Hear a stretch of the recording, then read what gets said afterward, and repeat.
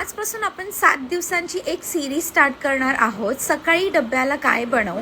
बरेचसे डीएम्स येत असतात की पूर्ण वीकचं प्लॅनिंग कसं करायचं आणि असं काय प्रिपेअर करून ठेवायचं ज्याने सकाळी आपली घाई आणि गडबड होणार नाही. वांग्याचं भरीत होताना पटकन होतं, पण त्याची जी प्रिपरेशन आहे ना ते करताना खूप जास्त वेळ लागतो. म्हणूनच आज मी तुमच्यासोबत हे शेअर करणार आहे की वांग असं भाजून ते फ्रीजमध्ये स्टोर कसं करायचं. म्हणजे 7 दिवसांमधला किंवा जर का तुम्ही 5 दिवस वर्किंग असाल तर 1 दिवसाचं टेन्शन संपून जाईल. नेहमीप्रमाणे जशी आपण वांगी गॅसवरती भाजून घेतो तशी आपल्याला ती भाजून घ्यायची आहेत.